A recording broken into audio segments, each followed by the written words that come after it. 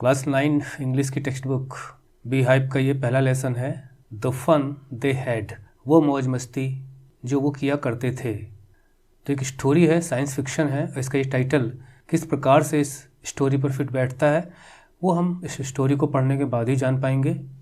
And this science fiction was written by Isaac Asimov, जो कि American writer थे, and he was known for his works on science fiction.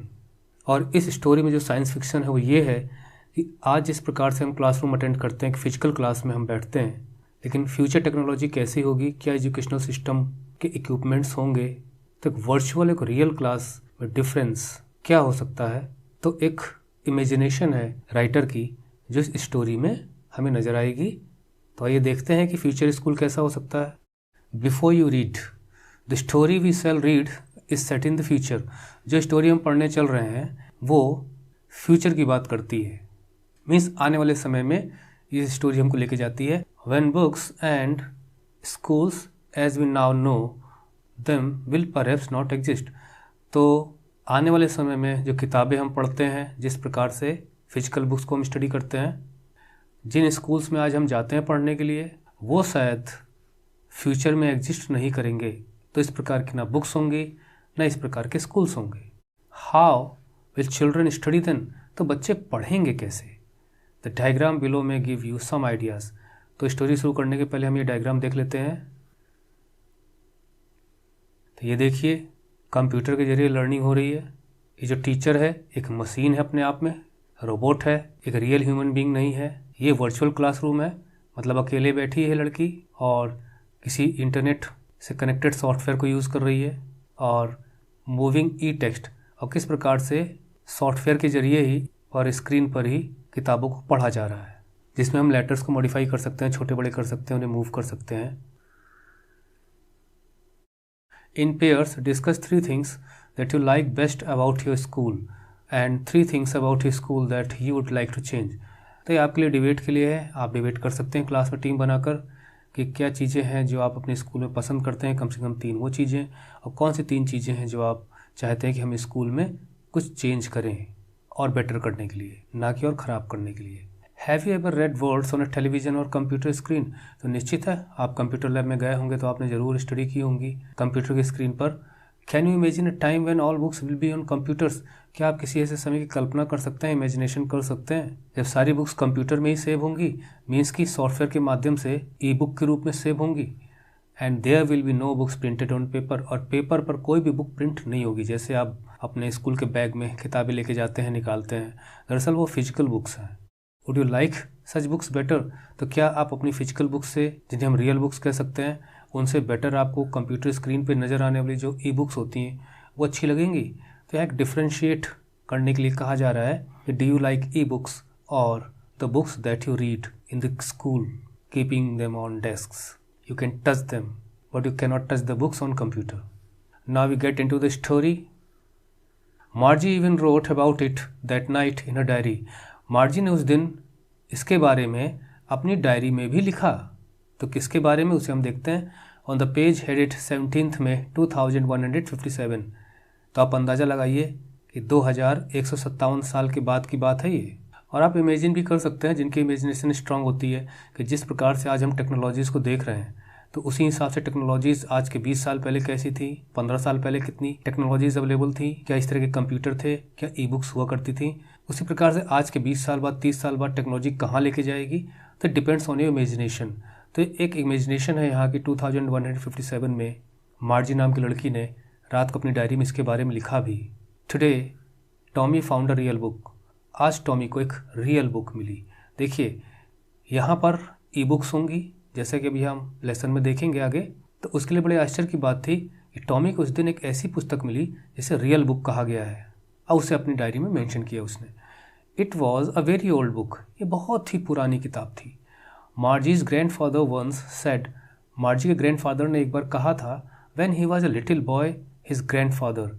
तो मार्जी के grandfather यानी मार्जी के पिताजी, और वो कह रहे हैं कि उनके पिताजी के पिताजी, जो कि मार्जी के पिताजी के पिताजी के पिताजी के पिताजी, my God, 4th generation 5th generation की बात हो रही है। तो यहाँ पर 2 ग्रैंडफादर है, तो यहाँ पर ये वाले ग्रैंडफादर की बात की जा रही है कि जब वो एक बच्चे थे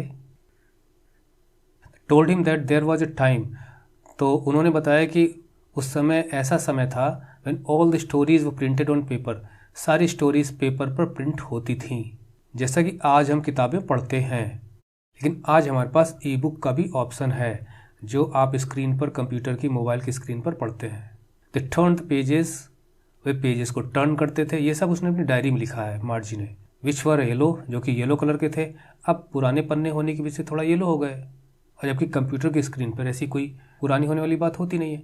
एंड क्रिंकली, तो वैसे मुड़े तुड़े, थोड़ा सा फोल्ड किए हुए, यहाँ पे मीनिंग दिया गया है विद मैनी फोल्ड्स और लाइन्स, तो पन्ने मुड़ गए तो वहाँ पे निशान पड़ जाता है, तो उसी के लिए है, जबकि कंप्यूटर की स्क्रीन पे ऐसी कोई बात नहीं होती। And it was awfully funny to read words that stood, अब यहाँ पे मजाक उड़ाया जा रहा है उस पुस्तक का। वैसे ऑ मतलब डर होता है, और ऑफुली फनी मतलब बहुत ही हंसने वाली बात थी। So ridiculous to read words that stood still, ऐसे वर्ड्स को पढ़ना जो एक ही जगह खड़े हों। स्टूड स्टिल का मतलब ये है कि जो किताबें आप ओपन करते हैं तो जो वर्ड्स जैसे रहते हैं वैसे के वैसे ही रहते हैं, उनमें कोई चेंज अपने आप नहीं होता कि आप कुछ देर तक देखते रहेंगे तो वर्ड्स यहाँ से वहाँ मूव करना शुरू कर देंगे, ऐसा नहीं। तो इसलिए उन्हें बड़ा हंसी आ रही थी इस बात पर, क्योंकि वो तो 2157 वाले ईयर में है ना, तो आप एक कंप्यूटर की स्क्रीन पर वर्ड्स को मॉडिफाई किया जा सकता था। बुक में तो आप मॉडिफाई कर नहीं सकते क्योंकि वो ऑलरेडी प्रिंटेड है। तो प्रिंटेड लेटर का मजाक उड़ा रहे हैं लोग। Instead of moving the way they were suppose to, तो सपोज टू का मतलब होता है कि जैसा कि होना चाहिए था, उम्मीद थी। तो इंस्टेड ऑफ मूविंग यानी कि इन्हें मूव करना चाहिए, तो मूव करने की बजाय उस ओल्ड बुक में, पुस्तक में शब्द तो वैसे के वैसे ही पड़े हुए थे, और जबकि उन्हें मूविंग होना चाहिए था जैसा कि उन्हें आदत थी। ऑन स्क्रीन, स्क्रीन पर वर्ड्स मूव करते हैं, क्योंकि स्क्रीन पर आप जूम कर सकते हैं तो वर्ड्स बड़े दिखाई देंगे, छोटे दिखाई देंगे, इस तरह से। यू नो, जैसा कि तुम जानते हो। And then when they turn back to the, पन्नों को वो देखते थे, पेजेस को, तो उन्हें क्या नज़र आता था? वही वर्ड्स नज़र आते थे, कोई चेंजेस ही नहीं था उसके अंदर। इट हैड, देखिए कंस्ट्रक्शन पे ध्यान दीजिए। तो ऐसा ही होता है ना, आप किताब बार बार खोलते हो तो क्या आपको लगता है कि आपने जिस पेज पर जिन वर्ड्स को पढ़ा था वो वर्ड्स यहाँ से हट जाएंगे? अरे नहीं। तो यहाँ पे कंपैरिजन हो गया ई बुक और फिजिकल बुक का। जी, सेठोमी, दरअसल ये स्लैंग है जब हम किसी को बुलाने के लिए, ध्यान आकर्षित करने के लिए बोलते हैं, थोड़ा आश्चर्य व्यक्त करने के लिए। जी सेठोमी, व्हाट अ वेस्ट, ये तो समय की बर्बादी है। When you are through with the book, देखिए थ्रू विद एक फ्रेज़ है जिसका मतलब होता है हैविंग फिनिश्ड और कंप्लीटेड, कि जिस बुक की बात हम कर रहे हैं अगर वो बुक आपने कंप्लीट कर ली, पढ़ ली पूरी तरह से, you just throw it away, I guess. तो मुझे लगता है कि हम उस बुक को फेंक देते हैं। लेकिन जबकि हमारी टेलीविज़न स्क्रीन पर must have had a million books, 1 million में 10 लाख होते हैं, तो लाखों किताबें हमारी ई बुक के रूप में कंप्यूटर स्क्रीन पे सेव हो सकती हैं, हम देख सकते हैं उनको। And it is good for plenty more, और भी ज़्यादा किताबें अगर सेव हों तो देखिए यहाँ पे ये बात कर रहा है कि बुक का अच्छा खासा स्टोरेज होना चाहिए कंप्यूटर में। I wouldn't throw it away, तो भी मैं उन्हें फेंकूंगा नहीं। तो फिजिकल बुक को लोग पढ़ने के बाद इधर उधर रख देते हैं, नई किताबें उठा लेते हैं, जबकि कंप्यूटर स्क्रीन पर हम किताबों को पढ़ते हैं तो वो वहीं पे सेव रहती हैं, हम उन्हें जब चाहे जब वहाँ पे स्क्रीन पर लाकर उन्हें पढ़ सकते हैं। सेम विद माइन, अरे मेरे साथ भी यही है, said Margie. She was 11 and hadn't seen as many telebooks, तो यहाँ पर ई बुक की जगह टेली बुक यूज़ किया गया है वर्ड, अर्थात कंप्यूटर या टेलीविज़न की स्क्रीन पर जो बुक्स आप पढ़ते हैं। एस टॉमी हैड, तो उसकी उम्र 11 है, एंड टॉमी वॉज 13, और टॉमी 13 ईयर्स का था। तो मार्जी ने कहा कि हाँ, मेरी स्क्रीन पर भी बहुत सी किताबें पढ़ी जा सकती हैं, लेकिन टॉमी चूँकि उससे उम्र में बड़ा था तो निश्चित है उसके पास ज़्यादा किताबें होंगी स्टोर में। She said, where did you find it, अच्छा तुम्हें मिली कहाँ से किताब? इन माई हाउस, घर में मिली। He pointed without looking because he was busy reading, तो उसने उस बात को सुना और सिर्फ इशारा करते हुए बताया कि मुझे घर में मिली, क्योंकि उस वक्त तो पढ़ रहा था तो बिना देखे हुए।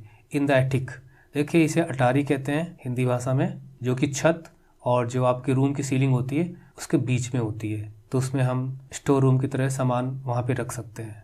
व्हाट इज इट अबाउट, अच्छा किताब में लिखा क्या है? स्कूल। मार्जी वॉज स्कॉर्नफुल, देखिए जब घृणा की निगाह से आप देखते हैं, थोड़ा हेटेड, चिढ़ जिससे आपको पैदा हो जाती है, तो वहाँ पे हम स्कॉर्नफुल शब्द का प्रयोग करते हैं।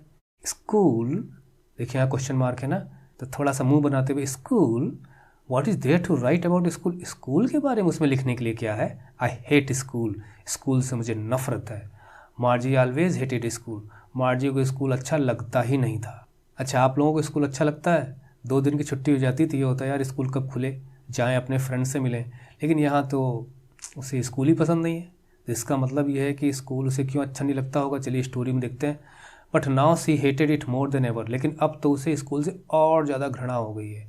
द मैकेनिकल टीचर, अच्छा मशीन वाला teacher, had been giving her test after test in geography.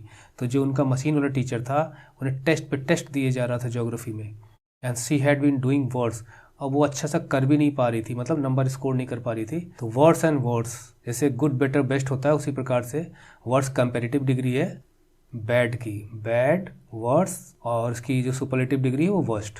Until her mother had shaken her head sorrowfully and sent for the county inspector. तो काउंटी इंस्पेक्टर कोई ऐसा होगा जो मशीन को बनाता होगा, रोबोटिक टीचर को। तो उसकी माँ ने हैड सेकन हैड सॉरोफुली, बड़े दुखी मन से उसे काउंटी इंस्पेक्टर के पास भेजा, क्योंकि जो पेरेंट्स होते हैं ना, वो बच्चों को चाहते हैं कि वो पढ़ाई करें खूब। तो जब रोबोटिक टीचर रहेगा नहीं तो निश्चित है कि उतनी देर के लिए पढ़ाई हो नहीं पाएगी। तो मदर यहाँ पे थोड़ा सा दुखी दिखाई दी गई है।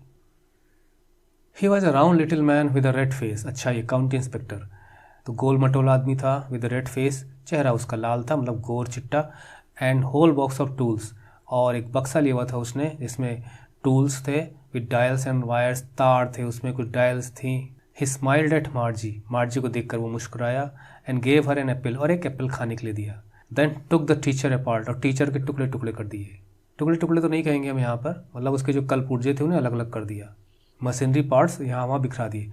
मार्जी had hoped he wouldn't know how to put it, अच्छा मार्जी देख रही थी तो उसने सोचा कि इतने ज़्यादा टुकड़े इसके यहाँ वहाँ कर दिए हैं, पता नहीं बना भी पाएगा ये काउंटी इंस्पेक्टर कि नहीं बना पाएगा। तो बड़ी खुश थी, उसे बड़ी आशा थी कि हो सकता है इसे ठीक से वो could not put it together again, दोबारा से वो मशीन को बना ही ना पाए ठीक से। But he knew how all right, लेकिन उसे तो पता था कि सारी चीज़ें कैसे सेट करनी है। एंड आफ्टर एन आवर, 1 घंटे के बाद, there it was again, there it was again means वो जो रोबोटिक टीचर था वो पुनः तैयार हो गया।